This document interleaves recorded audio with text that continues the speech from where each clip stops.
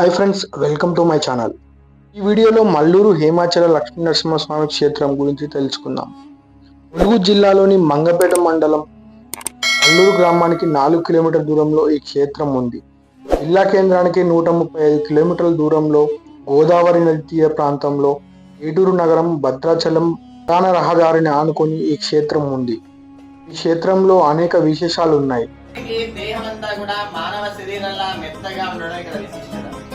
Corona వచ్చిన రోజులలో మహా డాక్టర్లు వాళ్ళని వదిలేస్తే ఇక్కడే వచ్చి ఒక 20-30 వేల మంది ఇక్కడే ఉండి ఆ స్వామివారి తీర్థ ప్రసాదాలు తీసుకుని ఆరోగ్యమైన వాళ్ళు ఉన్నారు కరోనా టైంలో. హిమాలయాల్లో మాదిరిగానే ఈ హిమాచల క్షేత్రం ప్రకృతి వైద్యానికి వనమూలికలకు పెట్టింది పేరు. పూర్వకాలంలో మునులు ఋషులు ఈ క్షేత్రంపై తపస్సు చేసినట్లు చరిత్రకారులు చెబుతున్నారు. గుడి స్థల పురాణం ఏంటిదంటే 6వ శతాబ్దానికి పూర్వం నుంచే ఈ క్షేత్రం ఉన్నట్లు చరిత్రకారులు చెబుతున్నారు. ఈ ఆలయం చిన్న చోళ చక్రవర్తుల కాలం నాటిదని చెబుతారు. క్షేత్రం అంతా అర్ధచంద్రాకారంలో ఉంటుంది. ఇక్కడి లక్ష్మీనరసింహస్వామి స్వయంభుగా వెలిశాడంట. శాతవాహన శకప్రభువు దిలీపకర్ణి మహారాజుకు స్వామివారు సాక్షాత్కరించి గుహ అంతర్భాగంలో ఉన్నానని సెలవిచ్చినారంట. మహారాజు 76,000 సైనికులతో అక్కడ తవ్విస్తుండగా స్వామివారికి గుణపం నాభిలోకి గుచ్చుకుంది. నాభి నుంచి ప్రస్తుతం ద్రవం వెలువడుతున్నది. ద్రవం సేవిస్తే సంతాన భాగ్యం కలుగుతుందని నమ్మకం. దీన్నే నాభి చందనంగా పిలుస్తున్నారు. ఇక్కడ లక్ష్మీ నరసింహస్వామి మానవ శరీర ఆకృతిలో అతి సున్నితంగా ఉంటారు. స్వామివారికి ఆదిలక్ష్మి, చెంచులక్ష్మి అను 2 భార్యలు ఉన్నారు. క్షేత్రపాలకునిగా పంచముఖ ఆంజనేయ స్వామి, శిఖాంజనేయ స్వాములు ఉన్నారు. క్షేత్రానికి పశ్చిమాన వేణుగోపాల స్వామి, తూర్పు భాగంలో కోనేరు, దక్షిణాన నారా నరసింహ క్షేత్రాలు ఉన్నాయి. ఈ ఆలయ ప్రత్యేకతలు ఇప్పుడు తెలుసుకుందాం. నవనరసింహులు క్షేత్రాలలో మొట్టమొదటి క్షేత్రంగా హేమాచల నరసింహస్వామిని చెబుతారు. స్వామివారి మూర్తి మానవ శరీరంలాగా మెత్తగా ఉంటుంది. స్వామివారి మూర్తిని ఎక్కడ నొక్కి చూసినా మెత్తగా మానవ శరీరం లాగా అనిపిస్తుందంట. స్వామివారి ఛాతీ మీద రోమాలు దర్శనమిస్తాయి. స్వామివారి ప్రత్యేకత గురించి మన అర్చకుల మాటల్లో విందాం. స్వామివారి నేత్రాలు, నోరు. స్వామికి దేహం అంతా కూడా మానవ శరీరంలా మెత్తగా ఉండడం ఇక్కడ విశిష్టత. ఇక్కడ స్వామివారు భరద్వాజ మహర్షి, అంగీరస మహర్షి కోసంగా వెలిశారు. గోదావరి నది ప్రదక్షిణలో భాగంగా నేను ఇక్కడ ఉన్నాను, బహిర్గతం చేయనని గుర్తులు తెలిపారట.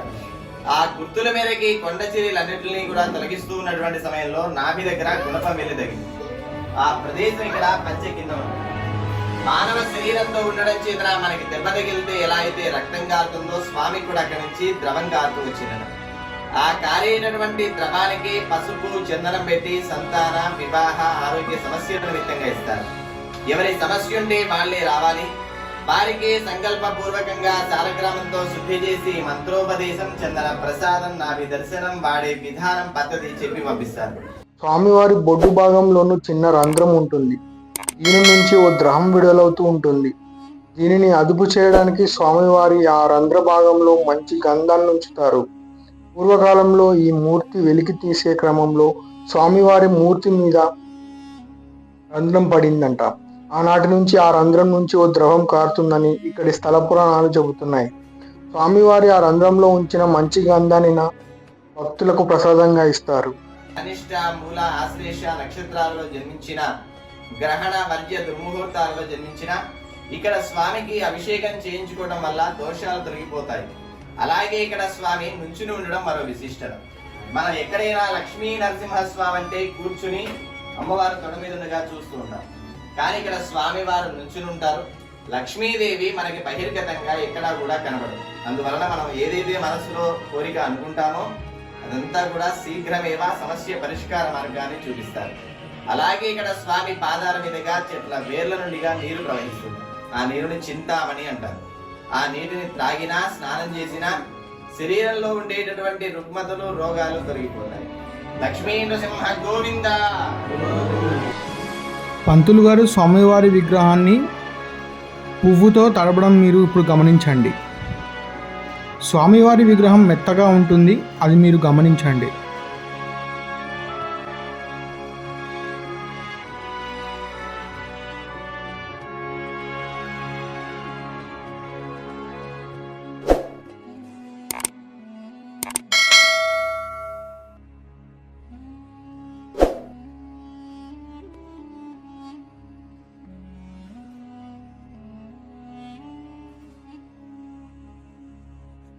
ఇక్కడ స్వామికి నాభిలో దెబ్బ తగిలిన ప్రదేశం. ఇవి మోకాళ్ళ భాగం, పాదాలు ఇంకా చాలా కిందగా ఉంటాయి. ఈ గుట్టంతా కూడా నెలవంక మాదిరిగా ఉండి స్వామి వారు మధ్యలో ఉంటారు. అందువలన ఈ యొక్క క్షేత్రానికి హేమాచల లక్ష్మీ నారసింహ క్షేత్రంగా ప్రసిద్ధి. గోవింద. చింతామణి జలపాతానికి సమీపంలో మహాలక్ష్మీదేవి పురాతన మందిరం ఉంది. హేమాచల నృసింహ క్షేత్రంలో ఇతర దేవత మందిరాలు కూడా ఉన్నాయి. దివ్యాలయ ప్రాంగణంలో ఆంజనేయ స్వామి, నవగ్రహ మండపం, మహాలక్ష్మి, గోదాదేవి మందిరాలు కూడా దర్శనమిస్తాయి. దివ్యాలయాల సందర్శనం పూర్వజన్మల పుణ్యఫలంగా భక్తులు భావిస్తారు. క్షేత్రంలో ఏటా వైశాఖ శుద్ధ పౌర్ణమికి స్వామివారికి అత్యంత ఘనంగా బ్రహ్మోత్సవాలను నిర్వహిస్తారు. మల్లూరులో ఉన్న శ్రీ హేమాచల నృసింహ క్షేత్రంలో ఉన్న ప్రత్యేక ఆకర్షణ ఇక్కడున్న చింతామణి జలపాతం. దట్టమైన అడవిలో కొండపై నుంచి వస్తున్న ఈ జలధారను చింతామణి జలపాతంగా చెబుతారు. జలపాతంలో భక్తులు భక్తి స్నానాలు చేస్తారు. జలధార విశేషమైన ఔషధ గుణాలు కలిగినదని, దీనిని సేవిస్తే సమస్త రోగాలు మటుమాయమవుతాయని భక్తులు ప్రగాఢంగా నమ్ముతారు. దీనికి సమీపంలోనే మరో చిన్న జలపాతం ఉంది. ఆలయానికి సుమారు 2 కిలోమీటర్ల దూరంలో దట్టమైన అడవిలో శ్రీకాంజనేయ స్వామి మందిరం ఉంది. ఇది అతి పురాతనమైనది. స్వామివారి మూర్తి ఏ కాలం నాటిదని చెప్పడానికి ఆధారాలు లేకపోయినప్పటికీ హేమాచల నరసింహస్వామి మూర్తి కాలం నాటిదిగా చెబుతారు. ఈ గుడిలో బ్రహ్మోత్సవాలు జరుపుతారు. వాటి గురించి తెలుసుకుందాం. శ్రీ హేమాచల లక్ష్మీనరసింహస్వామి ఆలయ నిర్వాహకులు ప్రతి ఏటా వైశాఖ మాసంలో బ్రహ్మోత్సవాలు నిర్వహిస్తారు. ఇందుకోసం ఆలయ పూజారులు నరసింహస్వామి జయంతి, స్వామివారి కళ్యాణం, రథోత్సవం, సదస్యం ఉత్సవం, నాకబలి, వసంతోత్సవం నిర్వహిస్తారు. గుడిని రాణి రుద్రమాదేవి కూడా సందర్శించింది. నెల్లూరు హేమాచల క్షేత్రాన్ని కాకతీయ రాణి రుద్రమాదేవి సందర్శించడమే కాక ఇక్కడున్న జలపాతానికి చింతామణి అని నామకరణం చేసినట్లు చరిత్రకారులు చెబుతున్నారు. ఓరుగల్లు రాజధానిగా పరిపాలనను సాగించిన కాకతీయ రాజుల ఏలుబడిలోనే హేమాచల క్షేత్రపాంతం ఉండేది. హేమాచల క్షేత్రంపై గోనగన్నారెడ్డి నేతృత్వంలో సైనిక స్థావరం నిర్వహించినట్లు ఆనవాళ్లున్నాయి. శిఖరంపై కాకతీయ రాజులు కోనేరు, అర్ధమండపం, గుర్రపు శలాలు, రాక్షస గుహలు నిర్మించి శత్రురాజ్యాలతో యుద్ధం చేయడానికి ఇక్కడ వ్యూహరచన చేసేవారని చెబుతున్నారు. గోదావరికి కేవలం కోసిపెట్టు దూరంలో ఉన్న ఈ క్షేత్రశేఖరం నుంచి గోదావరి అవతలి వైపు నుంచి కాకతీయ రాజ్యం వైపు దూసుకొచ్చే శత్రు సైన్యాలను గుర్తించడానికి దర్పణం ద్వారా వీక్షించే వారిని తెలుస్తుంది. శత్రు రాజ్యాలతో జరిగే యుద్ధ కాలంలో రక్షణ కోసం రాణి రుద్రమాదేవి ప్రధాన సైనికాధిపతులు ఇక్కడి కోటలు విడిది చేసేవారట. 17వ శతాబ్దంలో గజనీ మహమ్మద్ రాక. కాకతీయుల పాలన అంతమైన తర్వాత ముస్లిం రాజులు దండయాత్రలు పెరిగిన క్రమంలో 17వ శతాబ్దంలో గజనీ మహమ్మద్ ఈ ఆలయాన్ని దర్శించినట్లు చరిత్రకారులు చెబుతున్నారు. ఈ స్తంభాల గుడి, రామప్ప, కోటగుళ్ళ లాంటి దేవాలయాలను ధ్వంసం చేసిన గజనీ మహమ్మద్ సైన్యాలు హేమాచల క్షేత్రాన్ని మాత్రం ముట్టుకోలేదు. పైగా బంగారు బిస్కెట్లు ఆలయానికి కానుకలుగా సమర్పించినట్లు చెబుతున్నారు. ముస్లింలు పవిత్రంగా భావించే అర్ధచంద్ర నిలవంగను క్షేత్రం పోలి ఉండడమే ఇందుకు కారణం. హేమాచల క్షేత్రంలోని చింతామణి జలపాతం సర్వరోగ నివారణగా పరిగణిస్తారు. కాశీగంగలో దొరికే జలాల కంటే ఇక్కడి జలాలు పవిత్రమైనవి నమ్ముతారు. 100 రోజుల పాటు ఈ జలాలు నిత్యం సేవిస్తే రోగాలన్నీ నయమవుతాయట. ఇక్కడ జలపాతంలో స్నానం చేసే చర్మవ్యాధులు తగ్గుతాయి. హేమాచల క్షేత్రం అడుగు భాగంలో చెట్ల బెరడుల మధ్య నుంచి వనమూలికలతో కూడిన జలపాతం ఏడాది పొడవునా పారుతూనే ఉంటుంది.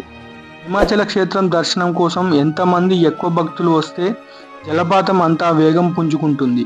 ఈ క్షేత్రంపై భక్తులు ఎక్కువ సంఖ్యలో రావడం వల్ల భూమిపై ఒత్తిడి పెరిగి అడుగు నుంచి జలాలు ఎక్కువగా ఉబికి వస్తాయట. Thank you for watching.